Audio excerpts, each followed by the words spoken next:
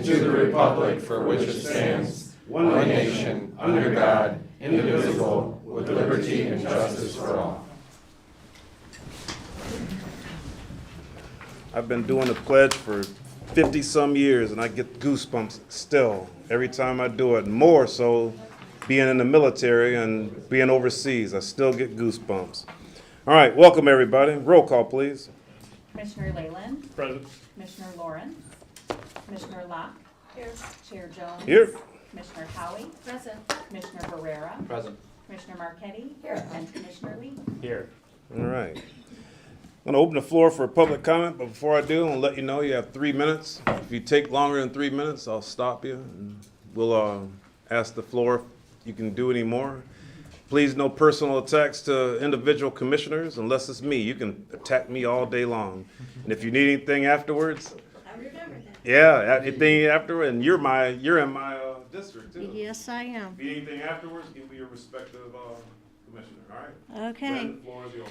Okay, I would like to thank the county and whoever is going to do the accrual basis on our accounting system.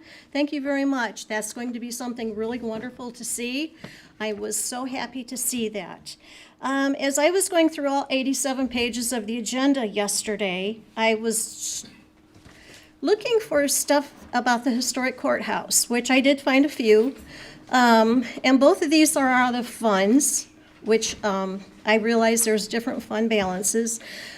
The first one is Fund 282, the CARES Fund Act, which was capital outlay to Intersect Studios at $20,228.59.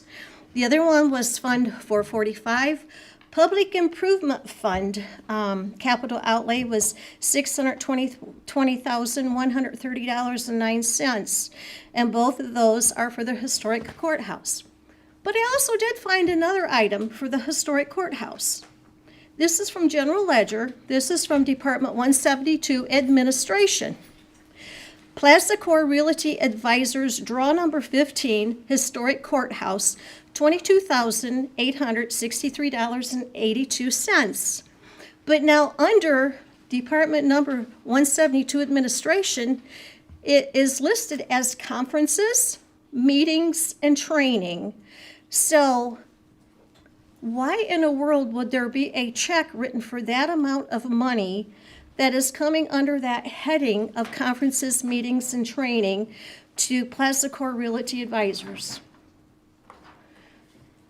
That's all. And if somebody would like to answer my question, I can stay afterwards or I can come tomorrow, and I would sure appreciate an answer on this. I can definitely answer after. We can Okay. do that afterwards, Lynn. Okay, Yeah, thank that's an you. easy one. All right, thanks. Floor is open. All right, public comment going once, twice, sold. We're closing the floor for public comments. Do we have any additions or deletions to the agenda? Mr. Chairman, Yes, sir. I would like to take item K out of the proposed consent agenda and put it back under new business. And it'll be under new business under item C. C.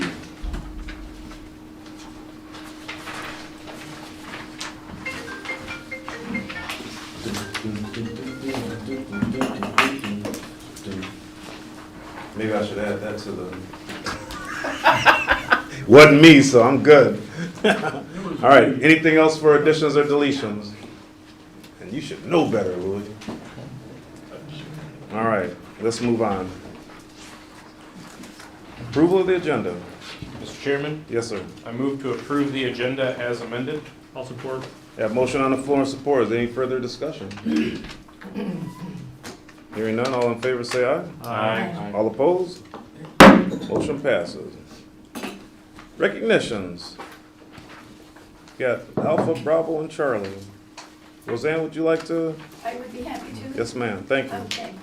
And we have resolution 042-24, a resolution in appreciation of animal control. Whereas the National Animal Care and Control Association designated the second full week of April as National Animal Care and Control Appreciation Week.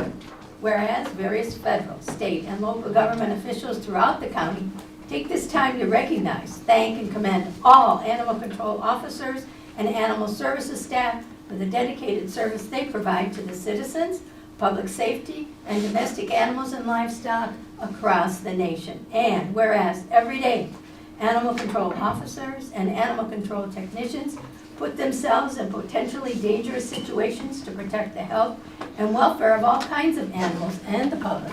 And whereas Cass County recognizes and commends the animal control personnel who answer calls for assistance, capture roaming and potentially dangerous animals, rescue animals, investigate reports of animal abuse, educate pet owners about responsible care, and mediate disputes between neighbors regarding pets.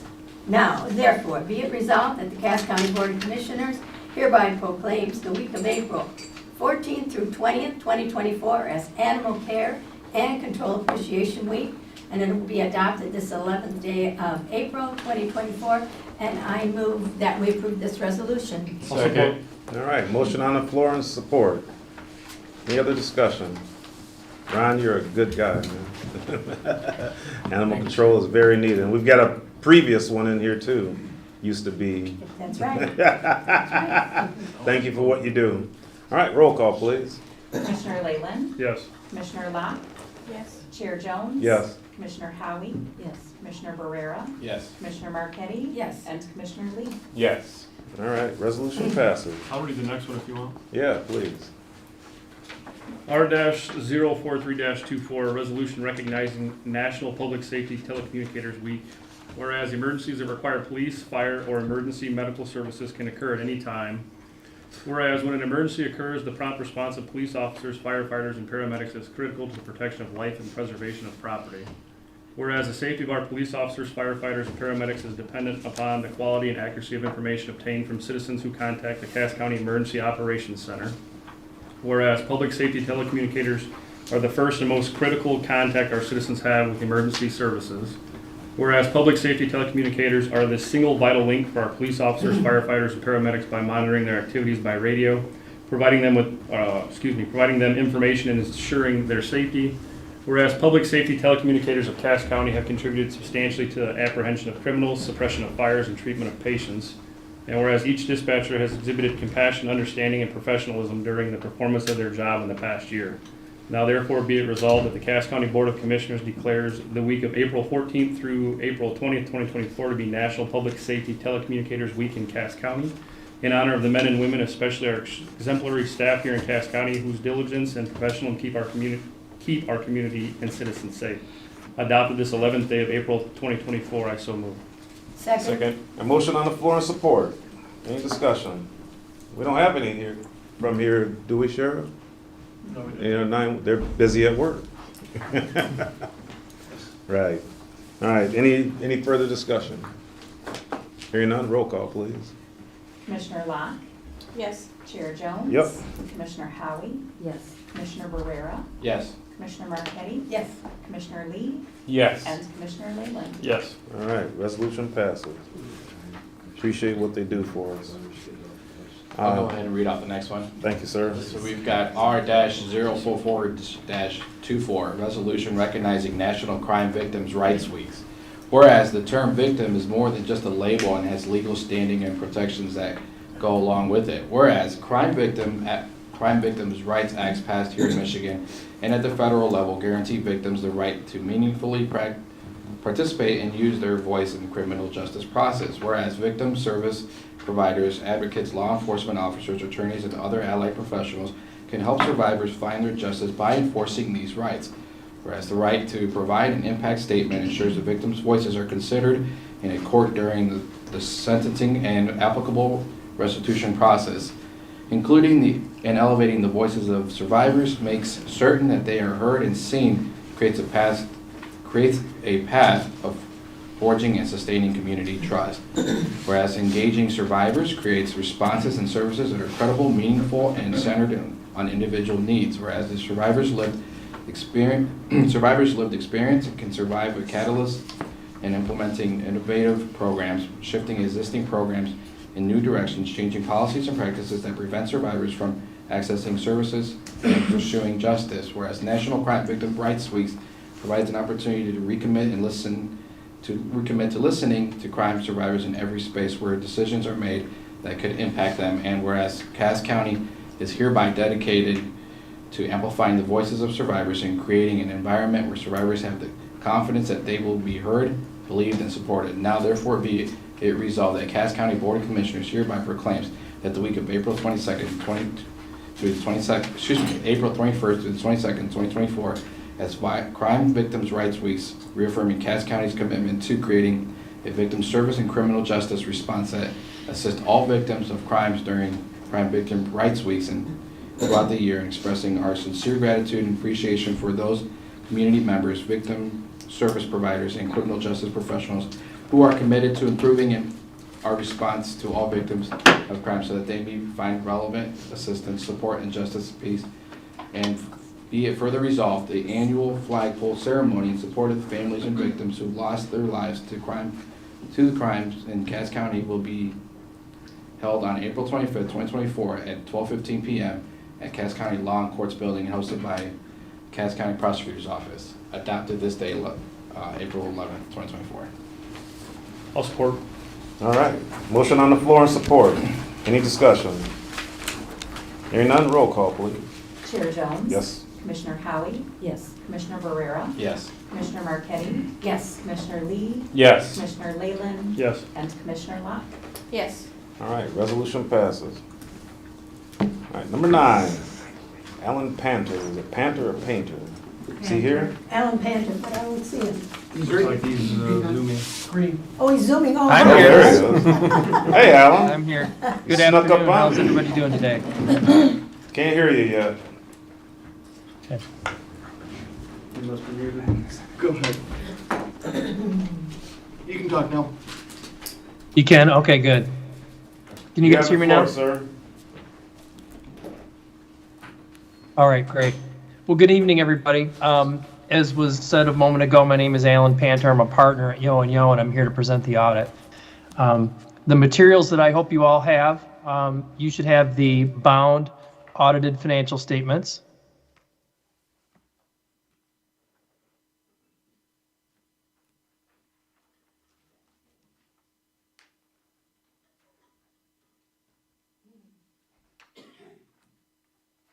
All right, I think we just had a technical glitch there, but it looks like we're back. What was the last thing you heard me say?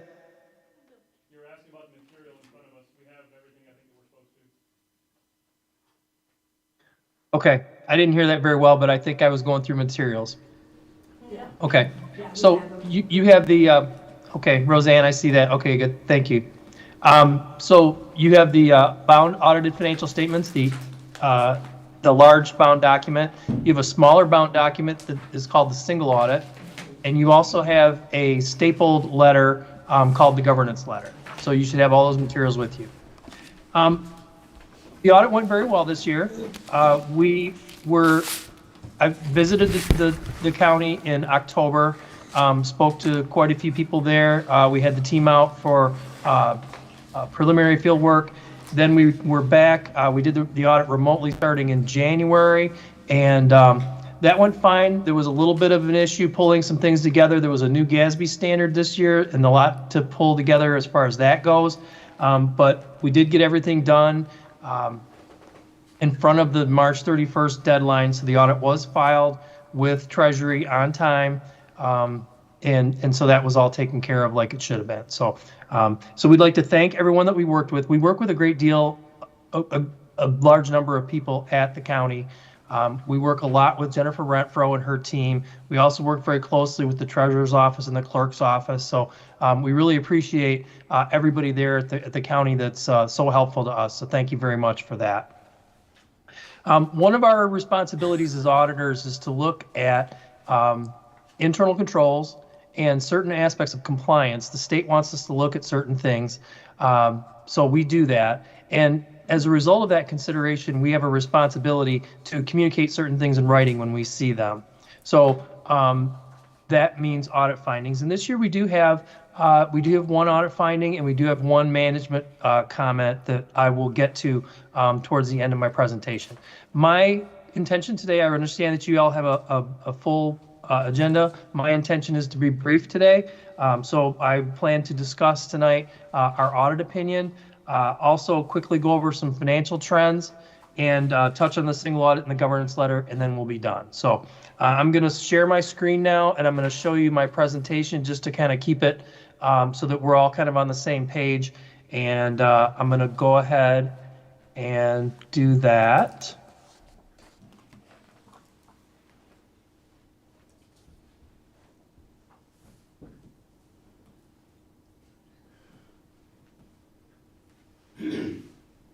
Okay, so you're looking at my screen now. I'm going to go and we'll talk about the independent auditor's report. The purpose of an audit is to give you an opinion on your financial statements, not to detect fraud and not to give assurance on internal control. So it's a very important concept about what it is that we're here to do. So we're here to give you an opinion on your financial statements, which is what you see represented here. So this slide discusses our opinion on your financial statements. We're giving what's called an unmodified or clean opinion.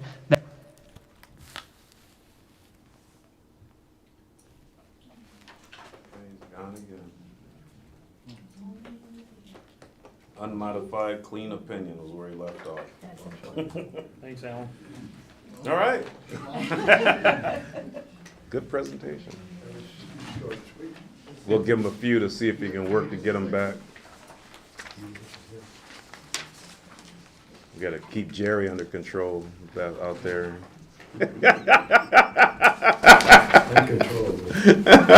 Out of control. While we're waiting, This graph is a 5-year comparison of revenues, expenditures, and fund balance in the general fund. And what you can see from this graph is that the fund balance has gone up every year except this year. Hey, Alan? Okay, so this year you did have a usage of fund balance. Yeah. We missed a little bit of that first slide. You kind of cut out from us for a second. Okay. I'll go back. Did you hear me say the part about the purpose of We an audit heard and all that? unmodified clean opinion, and that was the last we heard. Gotcha. Okay, I'll continue from there. Great, thank you. So an unmodified or clean opinion is the best opinion you can get. It means a couple of things. It means, first of all, the statements are formatted in accordance with generally accepted accounting principles. So in other words, everything that's supposed to be in the statements is there. And also based on the procedures that we perform, the numbers are good. So unmodified opinion is definitely what you want to see. Okay. Thank you. All right, very good. And thank you for letting me know that cut out. All right, so here's a 5-year comparison, and this is just the general fund. And this is a historical graph that shows you the revenues, expenditures, and resulting fund balance in the general fund. So you can see that the fund balance before this year, the fund balance was increasing every year. You can see that this year in 2023, it did go down. That is neither a positive or a negative. It's just a fact. The fund balance went down a little bit this year. So, but the other thing that you can see from this graph is you can see how the fund balance compares to expenditures. So, and that's always something that we look at in terms of how much fund balance do we have? How much should we have? How does that compare to past and potentially other governments? So we always go through that analysis. So, the fund balance that you see there is about 67% of annual expenditures, and I'm talking about 2023. We usually recommend a minimum for operating purposes of 15 to 20%, so that's just a minimum for operations. Any additional amounts really depends on what your plans are for that money, whether it be for reserves, operations, capital, or some other purpose. So there's your fund balance. All right, the next slide deals with revenues, and the slide past that deals with expenditures. So this gives you a breakdown of the most significant revenue sources in the general fund. So of course, property taxes are far and away the most significant source of revenues, and then it goes down to intergovernmental. So that's revenue that comes from the state or the federal government. Charges for services, that's pretty self-explanatory. Transfers in, so that's transfers from other funds, and then other is just basically everything else. So you can see that the property taxes are up the last couple of years. Intergovernmental is up a little bit this year due to some additional grant funds that came in. And other is up a little bit this year, and that is due to better interest income this year than what you've seen in the past. So that's a positive thing.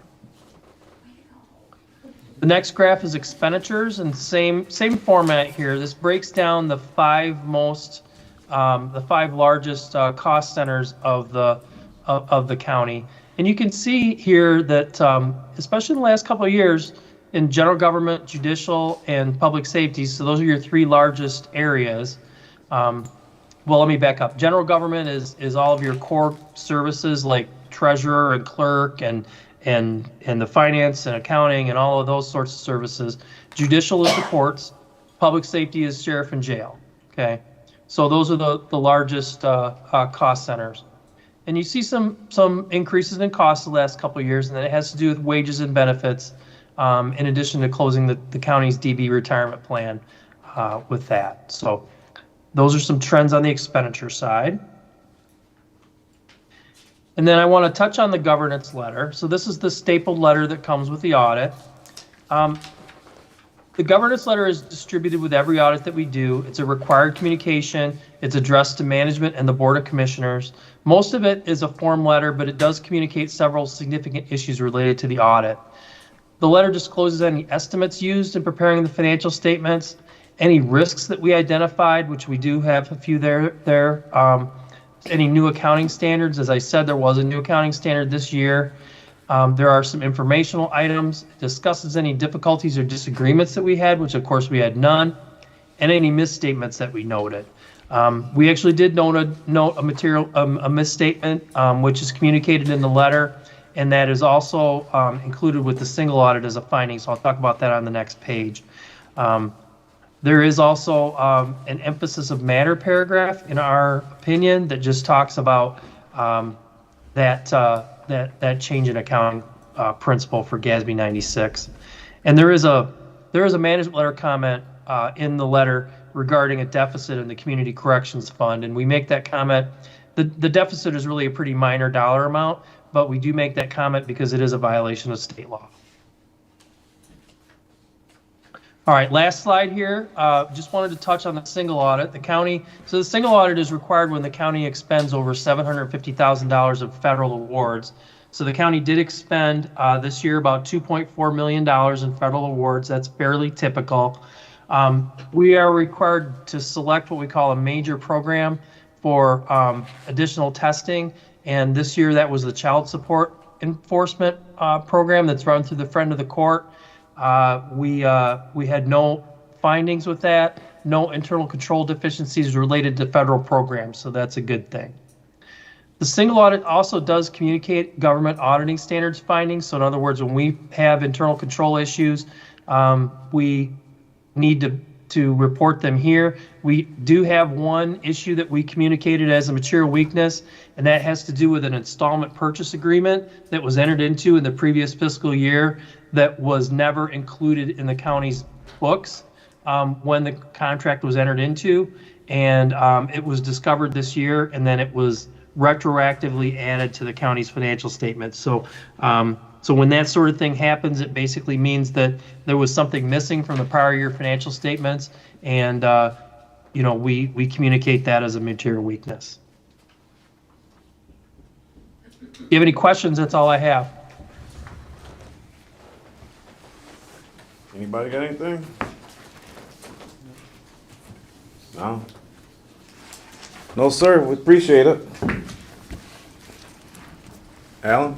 Yes. Yeah, thank you. Thank you so much. I appreciate you all too. Thank you, Have a Alan. great night. Yep, have a good day. Night. All right. Thanks, guys. Bye-bye. That was not painful.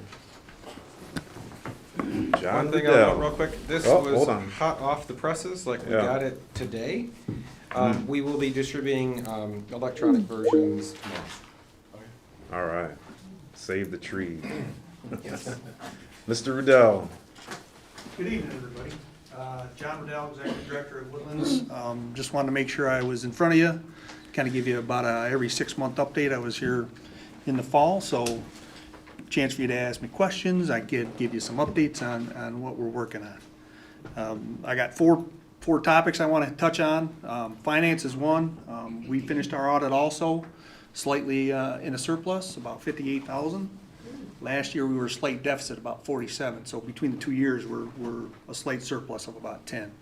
The majority of our funding comes from Medicaid, about 94%, so about 21 out of the 22.5 million of our budget. One thing that's happening this year is the Medicaid redeterminations, now that the pandemic is over, okay? They're moving people off of the Medicaid rolls, right? So at the beginning of the year, they had an estimate of numbers that would be on the rolls, and they set their reimbursement rate for us based on that, right? So over the course of the year, that number has decreased significantly more, right? They budgeted about a 5% decrease, and it's been decreasing at about 10% rate. So that's caused a drop in funding overs. But what the state has done is they did a redetermination, and they did a recalc on the redetermination of the reimbursement rate.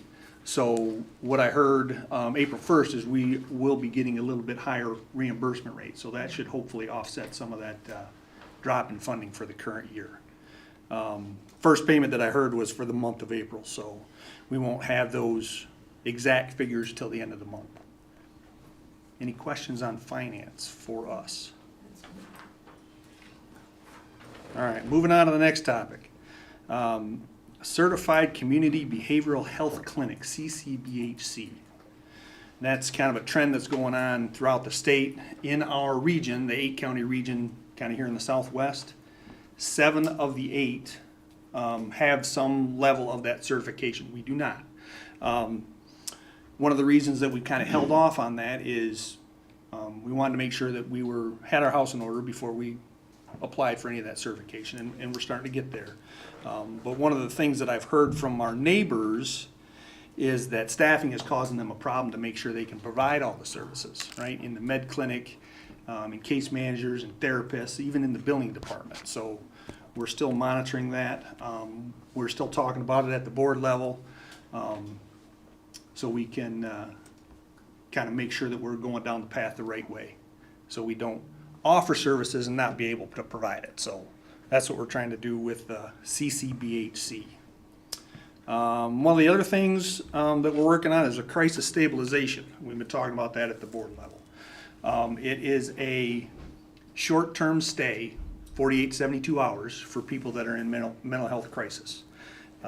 It's an alternative to either the ER or to jail, right? So if somebody's in crisis, they could bring them to that location. What they need, though, is they need a little bit of medical supervision that we can't provide, right? Because we're mental health. So we have to have a partner a little bit, either with a doctor, a nurse practitioner, some nurses. So we're trying to work through that angle, also with the location, right? Because they have to be pretty close to wherever that doctor or nurse practitioner is. So also working on possible locations with that. Any questions on that? Yeah. That 48 to 72 hours that you're offering there, is that they have to do it voluntarily, or is that, you know, there's multiple people they can bring them in even if it's not voluntary? Like, They because can- that's a thing. Correct. So yeah, that's one thing that we can do short-term, right? Because like I say, the alternative is taking them to jail and the door's gonna be locked there too. So even you can bring them there even if it's not voluntary. Correct, that's Okay. what we're trying to work through, make sure that's It's possible. kind of a huge thing. It can be, yes. Yes. Any other questions on that? So to keep the confusion, because somebody's gonna grab that and run with it.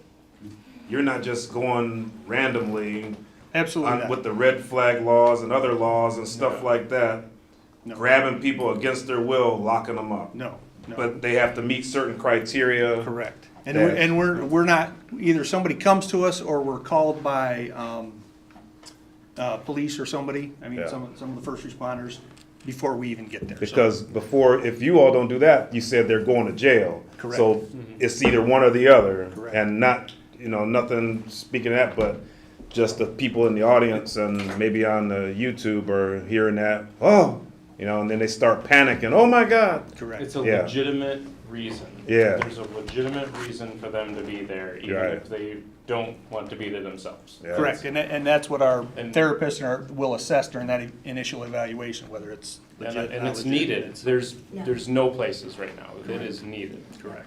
I think the closest bed, if there is an open bed, Grand Rapids. or Lansing, or Detroit. I mean, we're there's nothing within 75, 80 By miles. then, the emergency's over, or they're in jail or dead. Correct. Yeah. So that's one of our focuses and one of our priorities, so we're working towards that. The last thing I want to touch on was the foundation, that Cass County Mental Health Foundation, right? They approached Woodlands about changing their structure. So we said we'll work through you with the options on that, so we want to make sure that, you know, if there's any questions, I can answer them, but we're trying to help them work through their options. Anything on that one? No? All right. Well, wait a second. Yep, you got So one. how soon do you anticipate getting that put together? They indicated that they want to be done within about a year, Okay, whether that's however we work through those options. okay. Mr. Chair, I Yes, have ma'am. another question. Yes, ma'am. What about your mobile crisis team? How is that? So the mobile crisis team, I know we have members of the sheriff here, but it's working well. That's one of our shining stars. And that's kind of the first step before they get to that crisis stabilization unit, right? So we send out teams, we're staffed 24/7, so they go out to wherever there's a crisis where they get called in and try to resolve the situation before it becomes jail, ER, or that stabilization. Okay. It's fabulous. Yeah, I've It's heard fabulous. nothing but Oh, good I'm things glad to about hear that. it. Yeah, I'm glad to hear it. I was gonna ask you, I'll ask you, are you gonna stick around? Yeah, I I will. got a couple questions. I see we have some appointments for our board, so I want to make sure those go through. So we can have a quorum in 2 weeks, so. I'll be there. All right, good to know. All right, sir. Thank you very much. Appreciate it, Thank man. you. Absolutely. Thank you. Passive aggressively picked on a few people there. All right, number 10, Vice Chair Barrera. I move the above listed items to be voted on at one time by roll call vote and be considered as the consent agenda by the Board of Commissioners. Second. Have motion on the floor and support. Is there any discussion? Hearing none, roll call, please. Commissioner Howie, Yes. Commissioner Barrera, Yes. Commissioner Marquetti, Yes. Commissioner Lee, Yes. Commissioner Leyland, Yes. Commissioner Locke, Yes. and Chair Jones. Yes, ma'am. All right, consent agenda passes. District 1, Commissioner Leyland. Just, if anybody wants to go on a walkthrough, any board members wanna go on a walkthrough at the historic courthouse, let me know, let Matt know, we can get it set up. Yeah, It's, greatly changing on a daily basis in there. Pokagon Township Supervisor said she'd like to have a, Have her call me. yeah, I Sure. told her, let me know. We Have her can give make- us a call. Make that happen. And we'll make sure. And if you were there about a month or so ago when we had walked through, it's changed so much since then. So would love to show it off. All right. Commissioner Locke. Just they're adding some more pickleball courts in Penn Township, Nice. yeah. I've never played. So I guess it's, everybody just loves it and they keep the courts filled up, so they're adding some more. Yeah, I'd rather play racquetball. That's my sport. Commissioner Howie. Nothing at this time. Commissioner Barrera. Spring is among us, so I know there's a lot of spring cleanup days that are coming. Cass County's gonna have one. Milton Township has theirs on May 4th from 7 a.m. to 11 a.m. I plan on being present there as well. I'll try to see where I can divvy up my time and try to be at different locations to lend a helping hand. The EDC did meet last month. We are going to be moving forward with the report that Van Buren County uses currently regards to measuring success with Market Van Buren. We're going to build off that report and just add our little spin on it with the Economic Development Committee putting their 2 thoughts on that, or 2 cents on it. And I'll bring that report back to the committee as we start to unroll that. And I believe that's all I have for right now. Thank you, sir. Roseanne. Yes, sir. From District 7, there was an $11,000 challenge for the Edwardsburg Food Pantry. If the community would raise $11,000, the donator would donate $11,000 to the food pantry. The community raised $21,148. Man. So the pantry ended up with $32,148. Nice. And just for everybody's benefit, the Edwardsburg Food Pantry, we're having to buy, we used to get tons of donated food, but we're having to buy more food because we're not getting the food donated, and so this will really help. Then the next thing I have is, we're gonna have a paddle auction on April 20th at the American Legion. And this Saturday, April 13th, the Lions Club will have a pancake breakfast. And Antwood Township's cleanup day will be Saturday, April 27th, and it's from 8 in the morning. 9. No, thank you. 9 in the morning until Cheater. 3 in the afternoon. 9-3. Thank you. So, and the good thing about that is that we have our cleanup day, the county cleanup day, the hazardous waste, tire collection, electronics. We have that on April 24th. And if you have tires, you don't want to take them to the township, you want to take them to us because townships charge, and we don't. Oh, they can go to the township. Townships won't turn them away if you take them there. I know, but they charge, and we don't. Yeah, we don't. And we will fill 2 semis until we fill 2 Ryan's, semis with tires. Ryan's trying to get out of I know throwing he is. tires. I know. We have 3 coming. We have 3 coming, so. Okay, but what I want to say, oh, we have 3 semis? So yeah, we want to make sure we fill them, because if we don't fill them, We still get charged for we them. still get charged for that third Okay, one, all so. right, so bring all your tires. Bring your tires. And I want to mention about the electronics, in that we fill that whole dumpster with used TV, you name it. We get all kinds of electronics. You'd never think there's as many large TVs still floating around, Yes. but they show up at hazardous Yes, waste they day. do, they do. So anyway, so that's 2 important things, and what Sam said about Milton, so it's a good opportunity to get rid of junk. Okay, now, from Niles Area Transportation Study, the transportation project in Cass they will be doing US 12 from M62 to Union. They're gonna mill with a 1-course asphalt overlay. The design engineering will begin in 2025 with construction in 2026. And MDOT goes way out as far as, they plan way out for any work. County Planning Commission met and they had a presentation from Rebecca Harvey of McKenna, which included an update on the demographics. Wayne, Pokagon, and Volenia Townships were there, as well as the village of Vandalia, and they'll be part of our master plan project. And just from the demographics, the population that Rebecca gave us was 51,682. And I can tell you in 2010, it was 52,293. So we've dropped in population, but we have a lot of people here who have second homes, so.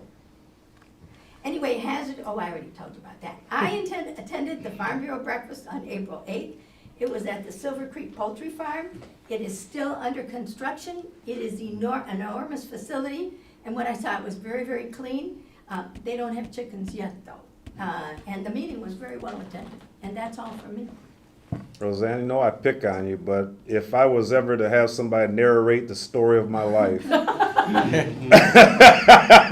you bring sunshine to the, I love you. That's awesome. I love listening to you. Commissioner Lee, top that. Like you said, she can make chicken poop smell like roses. so- Right. Roseanne. I have nothing at this time. All right. For my district, Pokagon Township, our transfer station is open, and they do charge, but it's cheaper than going to the dump, like by a third, 2/3. It's 2/3 cheaper. And the township had a proposal that the Wajak Public Works wants to run water and sewer to the casino, but they have to get the township's permission. And what was it, Len? They want pressurized or gravity fed, and it's a big, Either one. it's a Or big difference. Plus they want to run out to Sink Road. Yes, Where the tribals is at, and then they want to go to the camp. right. That's right there too. So Crystal that's, Springs?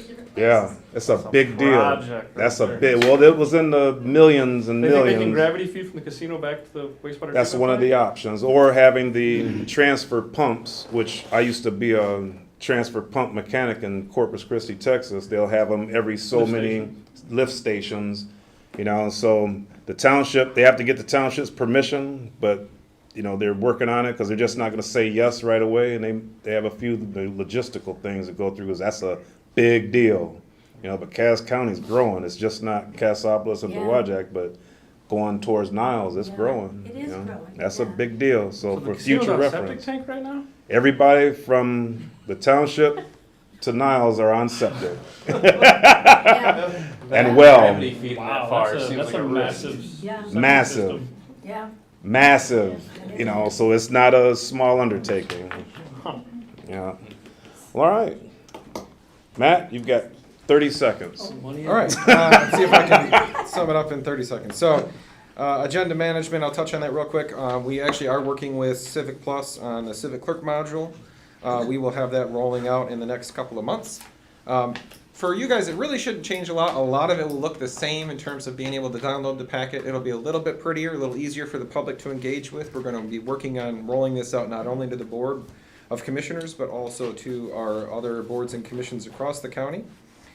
There will be a new commissioner portal, actually, that'll have a board packet that's unique to commissioners. You'll be able to take notes and a few other things. I think that'll actually be really helpful. We'll obviously be doing some training and stuff like that when we get to it. Materials management, I'll touch on that real quick. We are going to have a resolution tomorrow, essentially from the way that Eagle is organizing this. It's been a bit haphazard, to say the least. We've got to redo a couple things.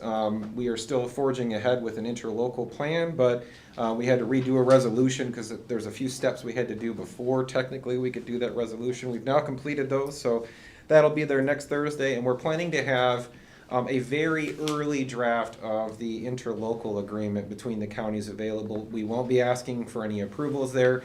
It's just for illustrative purposes, for you to be able to see kind of what form that's taking and what it's going to look like, and be able to give you a little update there. I think more information is good, not less. So by the time it actually gets to a point where you're approving it, it won't be a surprise. So we want that there as well. I know Lynn touched on kind of the moving to the accrual-based accounting. That'll be part of the BSNA cloud setup. It's a big process. It's not something that's going to happen overnight.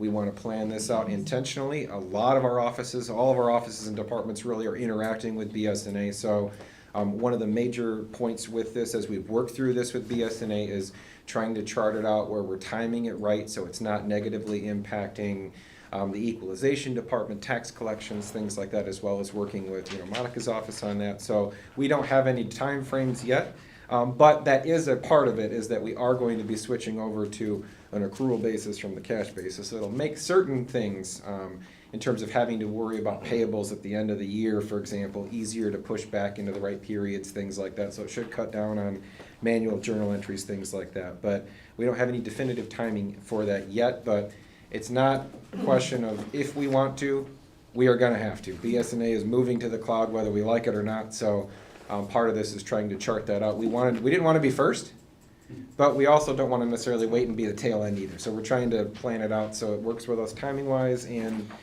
works out well there. The class comp, we actually had a meeting of the class comp committee this week. I think it went really well. We went through a lot of different topics. Talked a lot about what we'd really like to see that RFP become. And we still got some work obviously to go, but we really want to be aggressive. I think the plan is to try to make sure that we have something to the Board of Commissioners about, in about June, so that we could have a final decision for approval to move forward with one of our vendors by July, I think is roughly the timing we're looking for right now.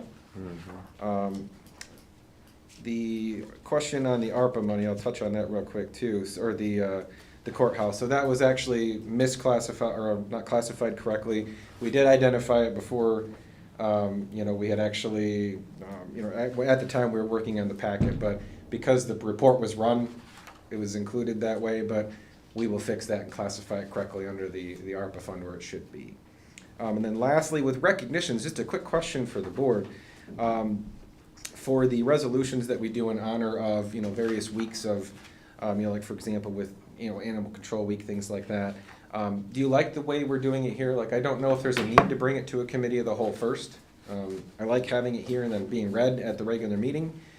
We have a couple that are coming up for May, so I didn't know if you wanted me to include them under the under the agenda next week, or if it's just fine to do it like we did this time and have them on the agenda. I say, just put them on the agenda for the Okay. business meeting, because those are, no discussions. There's needed. really no discussion. It's usually a pretty easy thing, so I will plan on that. Yeah. And it doesn't take away from the authenticity. No, Too and I much think discussion having it waters separate- it down. Yeah, I mean, having it separate and read, I think is better than just having it kind of lumped in with the other, consent agenda items. Jen? I just want to make a quick comment that our books are accrual basis. BSNA is set up as a cash basis, Yeah. but I am converting it. I just want to make sure that was clear, that the financials you just got in the audit is all accrual basis. Yeah, it's All right. it's basically in terms of how the system is operating, and then we're having to make journal entries to adjust that, right? All right. Basically Yes, the way I'm to put it. converting it from a cash to an accrual basis. Got it. That's why we pay you the big bucks. So the system will actually Yeah. work how we operate, Yeah. is the idea. Good. Instead of requiring as much manual work. All right, Matt, thank you. Any questions for our administrator? Yes, sir. Just real quick, I know we've talked in the past about uploading some of these packets and particularly some of the meeting minutes from the committees and things of that nature. So is that something that we'll be able to still continue to work towards in the future? That's actually gonna be part of this. Okay. So what they were gonna do, in the first step, will be going back, all the way through the minutes from 2018, because that's what's on the website now. But as part of the process, they take all of those prior minutes, scan those, and, do kind of image recognition, that kind of a thing, and make them searchable. So when you go to the agenda system, you'll be able to type in a keyword, and it will pop up and show you what that was, that resolution, that motion, et cetera. So I think it'll actually do exactly what we're wanting to do, and, all be contained within the agenda system itself. So it'll be a very helpful thing for many of us. Sounds good. I look forward to it. Yeah, that's Very good. Yes, ma'am. Yes. Agenda management and the BSNA cloud, are there extra costs? Are we gonna incur extra costs through that? Yeah, the agenda management system is about $7,000 a year. It's part of our, kind of, we're lumping it in partly with our IT, or our package with the website. But, I mean, I would say that there's a lot of time that goes into creating the I'm packets sure. now. I'm And, sure. when you look at some of the savings we're gonna get in terms Yeah. of efficiency, I think it's totally worth it. Yeah. And paper savings? Yeah, Yep, and I was exactly. surprised when you said 7, I thought it would be more. So in the and then long the run, BSNA it'd be all cloud, right. is there, The BSNA cloud is gonna be a little bit pricier option. Part of the challenge is, I think, I don't have the exact quote off the top of my head, but progressively each year, they've charged more and more. And so by committing to a certain time frame, even if it's a year from now, we can lock in the pricing now. I think last year to this year alone, it went up approximately 5% in terms of the cost. But they're gonna guarantee you a certain price if you do it now. So we don't have that yet, but in the next couple of months, as we start to get this kind of hone in on what it is, we'll have a proposal that'll come before the board. And, I mean, it won't be until next year's budget we would actually see it, but we'll be able to have a discussion and make a decision. Will servers save okay, on and that then one? just one more thing. Potentially.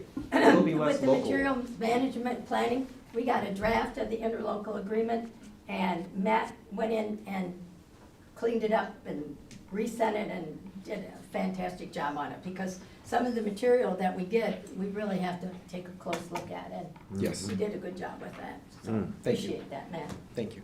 Anything else? Well, Matt, I will have to say that my grandfather told me, one of my life advices was, if you can read and comprehend, you can do anything, and you got to know a little bit about everything. You know a lot of bit about everything, and I appreciate you going into great detail with all the questions that we ask you, some off guard, some intentional. You go into great detail, and you know everything or a lot of it about the whole county. So I'm going to ask people to give my administrator or our administrator a little bit of grace if he doesn't get back with you, within a day or two. Give him a couple days because he's got a lot going on. I try, and I don't know everything, but I will do my best to try to get an answer back as quick as I can. Well, I can I say have that. not had a problem, and if I do, I let him know. Yes, you do. Y'all know me. All right. Staff Sergeant Kraus, front and center.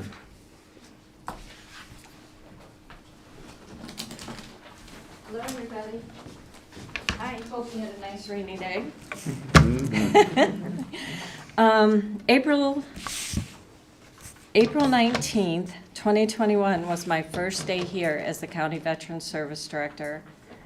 3 years is coming up, the end of this next week. Since then, I have been able to help veterans, widows gain in benefits $3,751,962.82 at the end of last month. That is not including the VA's health care that they are now using. There's no way to really calibrate what the financial is on that. Our Soldiers and Sailors Relief Board has helped veterans with roofs, wells, chimney repairs, stoves, either by the county funds or by the grant money that we have. I'd like to take a few minutes and give a couple shout outs. For one, to our Treasurer's Office for the help that they've also given our veterans through their programs to get the veterans projects done when we have ran out of money. To the Clerk's Office and the help that they have given me looking and digging for archived records. It means a lot. When veterans come in and they no longer have their DD-214s or what's needed, usually the Clerk's Office has it for us. I'd also like to give out a little shout to the Sheriff's Office for sending all the deputies my way. For in the past that they went without benefits and they were told there was no benefits for them, they are now all receiving. It's a great thing. Our GDX report, which gears how many veterans we have in the county, this report is from 2022. We have 3,316 veteran population. 2023 report does not come out until July, August timeframe. I laid reports in at each of you guys' chairs that I send out monthly to the Soldiers Relief Board, Matt, Jen, anybody actually that wants this report. If you would like to receive it monthly, just let me know and I can email it out. Sheriff gets it, Jeff gets it. So it's not a classified because there's no names, there's nothing like that, but it just does tell you the progress we're making. I would like to take one special moment to do a special acknowledgement for one of the employees. For Tylin Lee. On February 27th, I had a widow in my office who had recently lost her husband. She was applying for benefits. When she was done, I told her I would help her out to her car. She stated she also needed to see the treasurer. I helped her over there and told the girls that when she's done, just let me know and I'll help her outside. Well, they never came over and got me. All of a sudden, Tylin appeared. She had helped the lady, after taking care of her, get to her car safely, put her walker back in her car. I wanted to thank Tylin for going above and beyond. Her kindness is appreciated. Thank you for telling me. Yeah, that's good. I had given this to Treasurer Hope Anderson for Tylin. Yeah. Yeah, that's good. Thank you. Does anybody have any questions? Yes, ma'am. Do you need any help in that office? Because you're a one soldier show. Not at the moment. It's manageable. When it gets to that point, trust me, I'll be telling. And if it does get to that point, we have a grant that covers that. We could use part of the grant money to hire somebody. Right. Yeah? Right, and this is part-time, they'll be underneath you. All right. Got Yeah. it. Anybody else? Thank you. Thank Thank you. you, Sarge.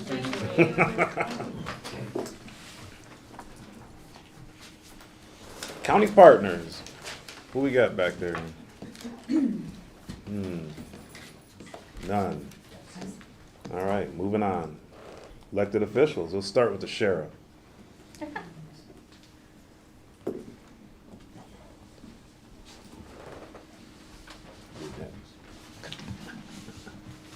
Just to comment on Carrie's comments, she's got several of my employees, former employees, some benefits that they should have been getting. The problem is they get so much money, they retire. So it makes it easier for them to leave, but they deserve it. They served our country and they deserve every part of that. So, couple things, animal control, Ron's gonna look at me and knock on wood or whatever, but today he got down to 35 dogs in the building, and that's the first time we've been at 35 dogs in quite some time. So he's transferred 22 animals out in the last 10 days, basically. Had a litter of pups, 2 litters of pups actually, as part of that. And one went to St. Joe Humane Society, and another one went to Jackson County, I think. So those were just 2 trips to get 22 animals out of the building. The good news is they're out, and the transfer partners are working well, and that's what it all comes down to, is working together. We also were over today, we got a donation from the Niles Moose Lodge to the animal control today, so they came in and gave a little check to help out and everything. You'll be seeing coming up at the cow a discussion about some things we'd like to do at animal control, and we'll get more on that at the cow next week, but some projects that have been on the back burner, for lack of a better term, for quite some time that we would like to move forward with. Manny, we got too many. Manny De La Rosa was our emergency management coordinator, has completed the emergency management professional level, so he did that last month, and so now he is a certified emergency management professional. He had to go to Michigan State and take that test, and now he's just looking for more things to get his feet into, and but he's doing a great job for us, and we appreciate that. His dispatch, we're operating right now 3 short for medical leaves. 3 dispatchers all at the same time off on medical, so a lot of overtime going on there, and working through those things. The good news is they're all doing well. Well, one had a baby, another had some surgery, things like that. Is that that's not an academy, Sheriff, but that's a hands-on training, and if you get experience, that's a positive for dispatch. For dispatch? Yeah. It's all hands-on. You have to pass an initial exam, and we will be posting an opening there. An exam that's, I call it Windows 2000. I'm going way back in time, but it's a multitasking exam that tries to challenge you if you can do 2 things at once: listen on the phone, take information at the same time. One of the things that was brought to my attention in your audit is the number of calls that went up significantly from 2022 to 2023, and that's the call accounting software change we made that made a more accurate accounting of the calls. So the prior years were not getting counted as accurately by the call accounting software that was updated in 2023. So, one thing we have coming up 2 weeks from this Saturday is the National Drug Take Back Day. I have some flyers here I'll put out. If National Drug Take Back Day is an opportunity to get the prescription drugs out of your, the unused prescription drugs out of your house, or if you have a family member who's passed away, it's a good opportunity to get those drugs. We take pills only. We don't take any liquids or patches or needles at Drug Take Back. But at the Drug Take Back this year is at Marcellus Township Hall and the Howard Township Hall. But the good news is that we at Edwardsburg Township Police Department, Pocahontas Tribal Health Center, Dowagiac Police Department, Niles Police Department at Michigan State Police, Family Fair in Dowagiac, and the Cass County Sheriff's Office you can go to year-round, not just on April 27th from 10 to 2 to those other 2 locations. Then we box them up, and the DEA picks them up from my office, and that's about 350 pounds twice a year, so around 700 to 800 pounds taken off the streets. You do not want to put these into your septic system or your sewer system. I was in Porter Township the other night, and they were saying, don't put them in our sewer system, because they thought that might be some of the problems. But Rick? Yes, sir. Do you promote that at all or advertise that? We do social media and things like that. Because on the 27th, that's a cleanup day. Yeah. And we'll have over 100 people, residents coming into our township. And if they know about that, they could drop it off right at our township. Got to have somebody who would have to be in charge of that. We can talk about that, though. Doug. We can talk about that. Yeah. Milton Township used to do the same thing, Yeah. just for record. So, we also had an interesting thing that just came up. If you recall, we had an oil well explosion a couple months ago, and there's been some reports from that we've been getting back on contaminated wells and everything, and we'll be getting some more information on that out to the public very, very soon. But we just learned about some of these. I can't believe how many oil wells there are in Cass County. I knew we had them. Yeah. my goodness, we got the map now and see where they're all at. So just something to be aware of out there. That being said. Thank you, sir. Any questions for the sheriff? Thank you, sir. Thank you. Monica? I'll just share a quick update. Elections is busy in my office right now. Anyone living in the Edwardsburg, Brandywine, or White Pigeon school districts, you have a May special election. You can vote absentee now, ballots are available, or election day from 7 a.m. to 8 p.m. All 3 schools are going for bond proposals. Of course, filing is ongoing for the August primary election, so that's partisan Republican and Democrat offices. We have packets in my office for townships and county. Anybody can stop in and pick those up. That filing deadline is 4 p.m. on April 23rd. Also, precinct delegates has a separate filing deadline. That's by 4 p.m. on May 7th. And people are already busy filing for nonpartisan offices. We've never been busier in my office, and that includes village offices, school board seats, and the Southwestern Michigan College Board of Trustees. So we have packets for all of those offices as well. And it's always interesting to me to see how numbers go. For concealed pistol licenses, we're always busier with those in election years, but this year, I don't have the exact numbers in front of me, we have never processed as many concealed pistol license permits as we have in 2024. I think February was the busiest month we've ever had on record. Wow. So it's interesting. I was first in line when Michigan passed it. I was in the very first class to get in the processing to get my CPL. Thank you, man. Any questions for our clerk? Thank you, ma'am.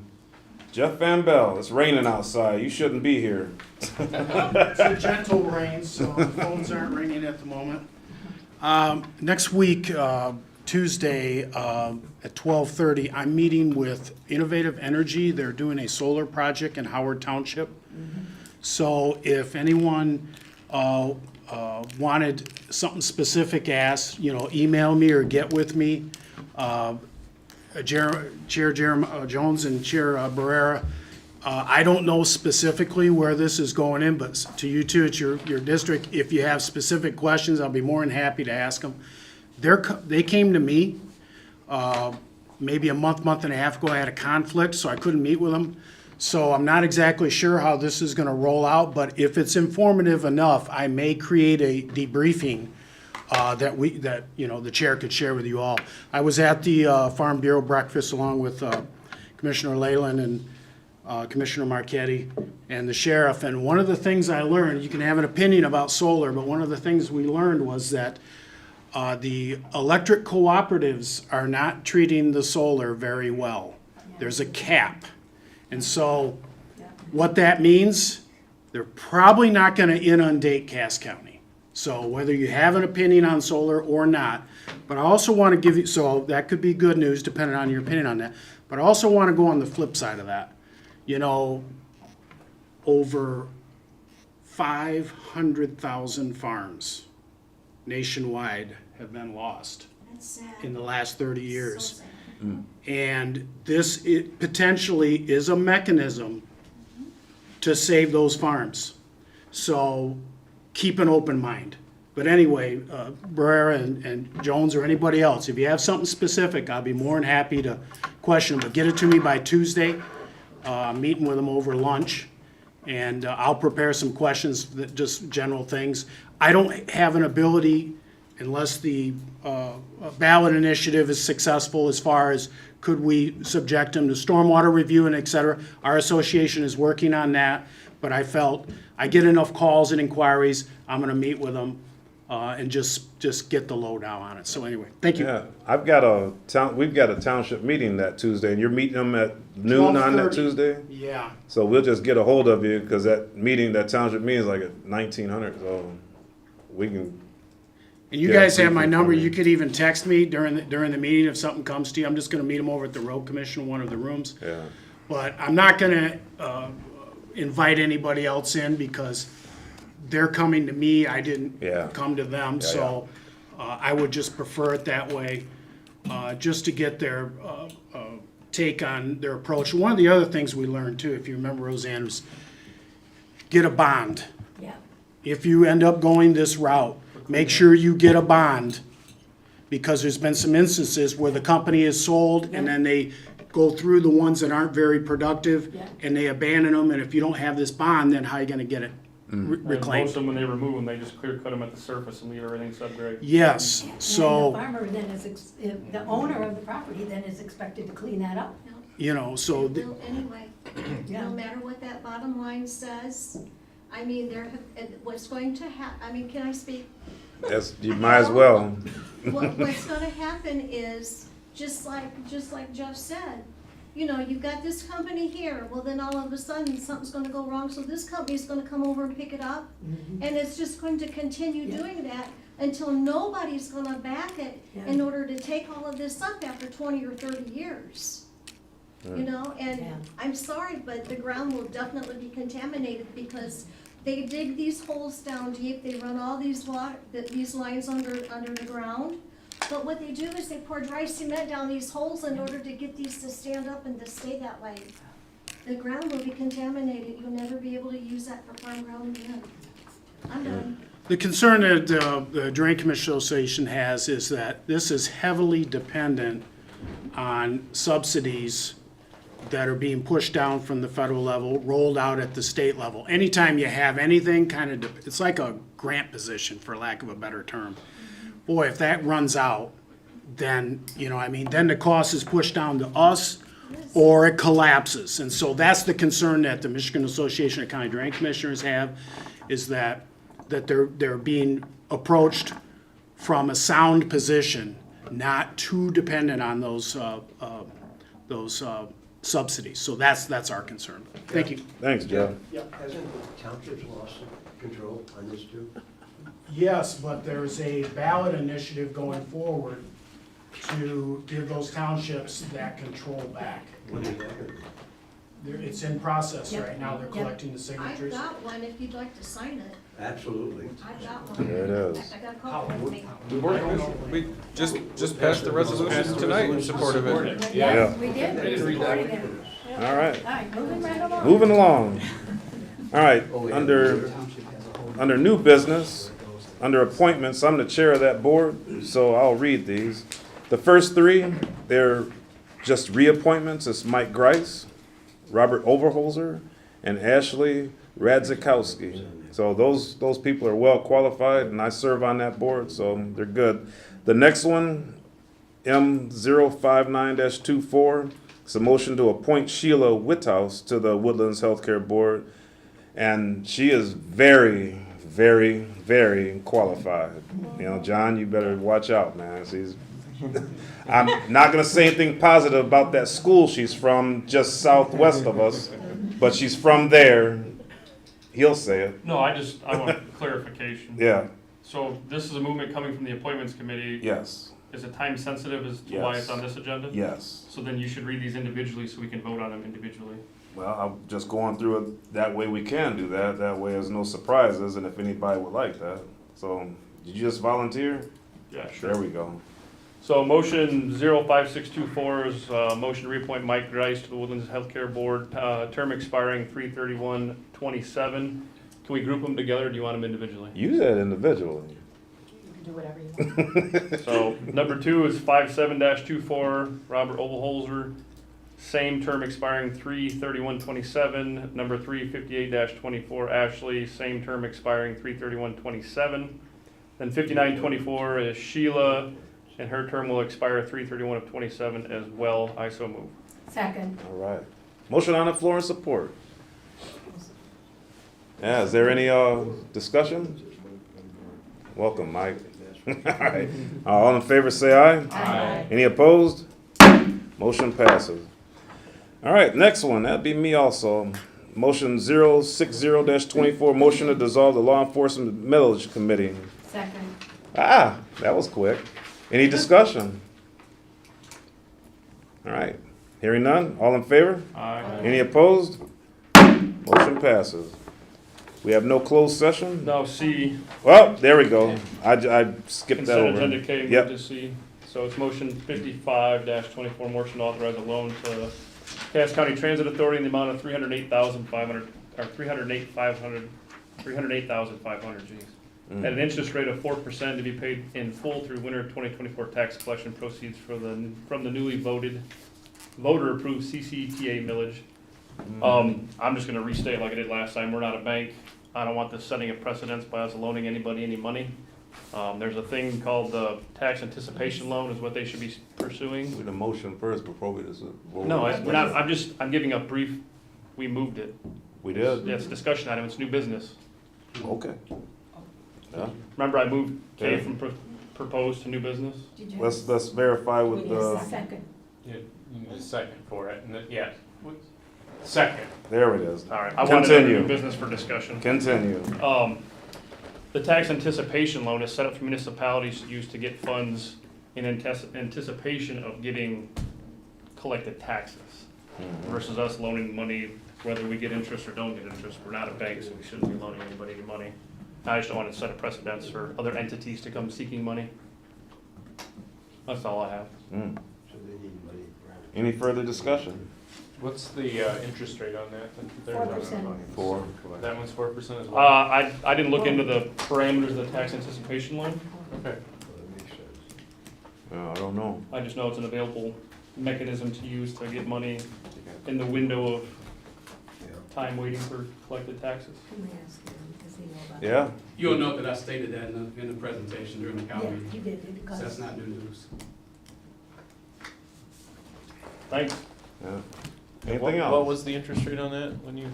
It floats, it's a rate that's set by Michigan State. Can we have him come up and ask him questions? Yeah, come on up. Gary, could you please? Gladly. You don't have your mask on, man. I can see your friendly left it. face. All right. Well, congratulations. That's great. Thank you. Please. Can I start? Yeah. For fiscal year '24, how much did the city of Dowagiac give transportation for operation of DART? They didn't give us anything. They paid us under contract, Okay, so what was that dollar amount? $300 and some thousand. Okay.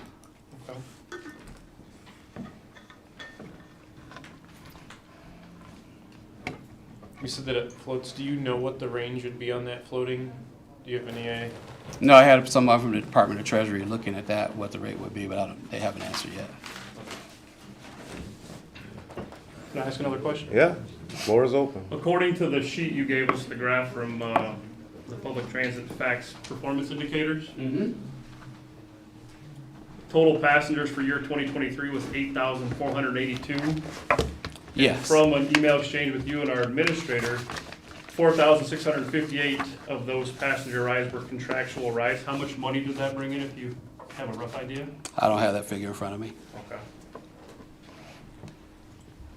For previous fiscal years, it was included in some of the information I provided to you previously. I've got a couple previous fiscal years, if I may. So historical funding from the transit strategic plan, I think it was called, that was submitted to MDOT in 2021 or 2020. Let's see, 2018, $114,516 from the feds. State gave $242,313. Local revenues would be operation of DART. And the second thing was contractual rides between the entities. That was $356,297. And then fare box for public fares was $21,154.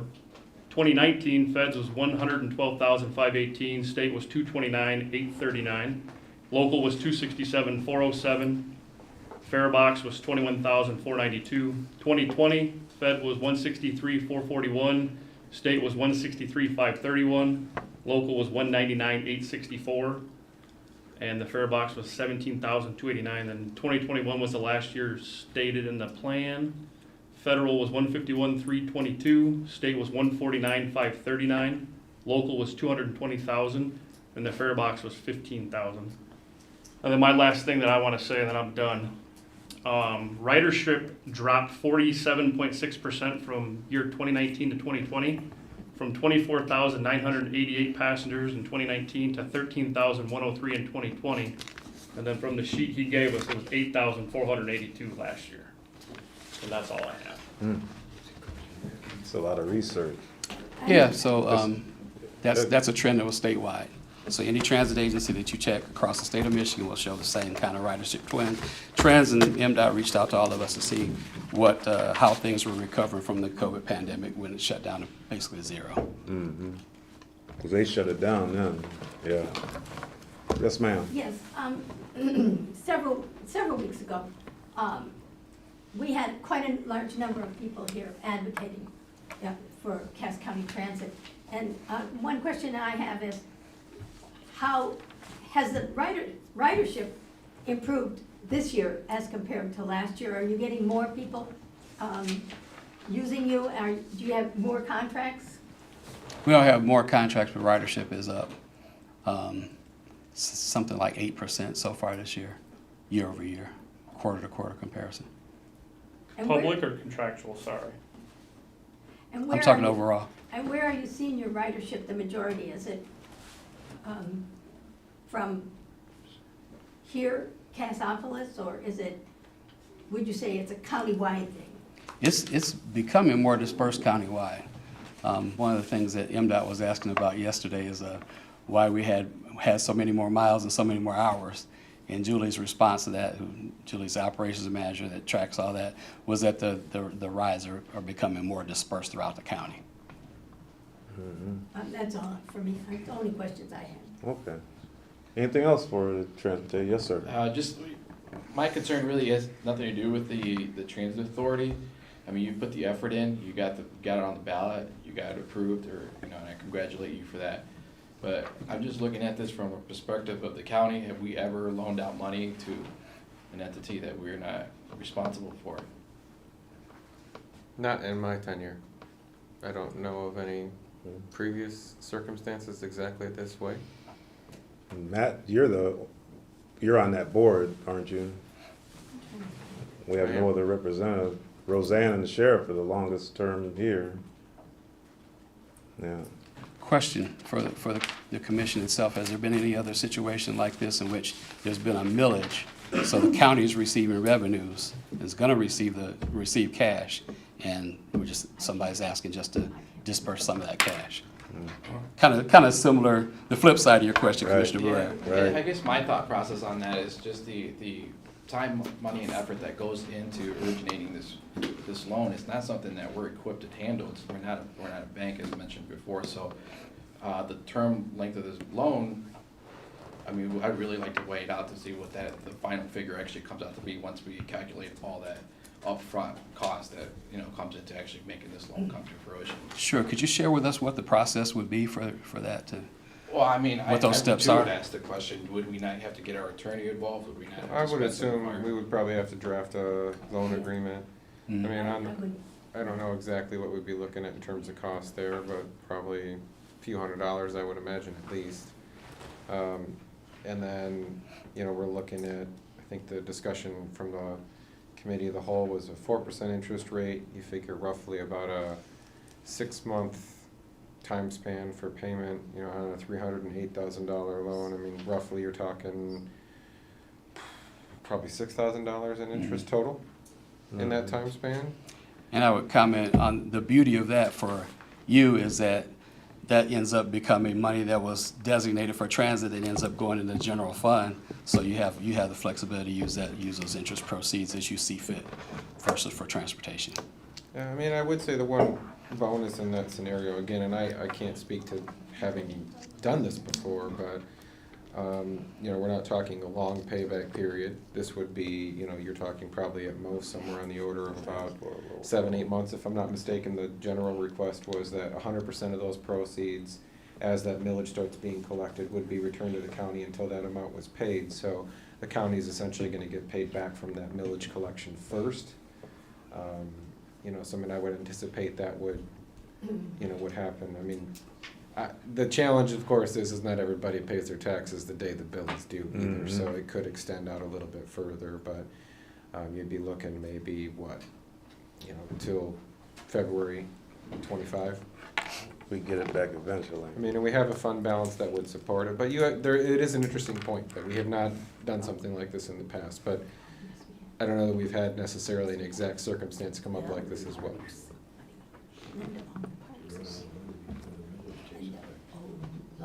The parks and money. Okay, I may as well say it out loud. Might as well. Yeah. It's like Linda owns, as treasurer, and when we were doing Dodd Park, Linda loaned the parks money. Yes, we did. Yep. That's county Yeah. department. That's a county department. Well, said, did we ever loan it? Yeah. We did. Yeah. All right, anything else? All right. Well, let's vote. Thank you for Jerry. your I'm gonna questions ask- and your consideration. I'm gonna ask for a roll call vote. Commissioner Mark? Oh, wait, can. Yes, ma'am. Should we, I think we should wait, before we vote to see about setting up an agreement. Mr. Administrator, setting up an agreement, before we vote, so we know exactly what we're voting for or on. We stayed. I mean, The terms laid out on paper. Exactly. we could. I mean, the only thing to keep in mind is that we're gonna then incur cost to do it, not knowing whether it would be approved or not. I mean, that's fine. Okay. We can't approve something we don't know the terms of. I mean, I think you could probably approve for the loan request and authorize, me to work with Carl to draft a final loan agreement. I think you could probably do that. I've been experienced with that. That sounds good to me. I Yeah. would argue that in itself is already costing us money. By taking up your time, we're already incurring. I mean, it is gonna cost money. I mean, that's the thing, is we're gonna get, roughly a figure, you're probably gonna get $6,000 in interest. You're probably gonna take anywhere from $500 to $1,000 off the top of that for the cost For of. Carl? Yep, Carl and my time. So, I mean, you're probably talking somewhere between $4,000 and $5,000 in terms of interest. I mean, it is $4,000 or $5,000, but. Yeah, so we could move that, the agreement would be to authorize Matt as the authorizing official to take care of it up to what's on paper now. I mean, and the board chair would be I'd a be involved with signatory that on it too, also, yeah. so obviously we get a chance to be able to make sure. Yeah. Correct me if I'm wrong, but we have a motion and a support, don't we? Don't we have to do something with that first? This is part of it. At this point, if you want to do something, you could amend the motion by having it set that way. Or, you could pass it and make a separate motion, but then that leaves it open. So if you want to, Could they postpone it? it could also be postponed, yep. And then get the paperwork drawn up and then, and at Or that because we don't point, have the appropriate paperwork, we can lay it on the table. and at that point, do we have a special meeting or do we It would vote just on it have at to the be brought cow? up at the next regularly scheduled meeting. If you lay it on the table, you get to the next one or it At the dies. cow? Would it be at the cow next No, week? the next regularly regular scheduled meeting. meeting. Right, Regular meeting. right. The only question becomes, Gary, in terms of the cash flow situation right now with transit, what is the timing to where, I guess the one concern I have, and it, when is it going to be at a critical point? Next anticipated, probably June. So we have So time. that would work then. If we had, I guess if there was a decision one way or the other on May 2nd, would that satisfy you? Sure. So who's gonna table it? Mr. Chairman. Yes, sir. I move to lay this motion on the table. Support. All right, motion on the floor and support. Any further discussion? All in favor, say aye. Aye. Any opposed? Motion passes. All right. Commissioner comments. Go around the room. Sam, None. Ryan, Negative. Roseanne, Nothing. RJ, No. Joyce, Nope. Mary. Me neither. Meeting adjourned. Oh, I ain't signing nothing. Ooh, they heard that.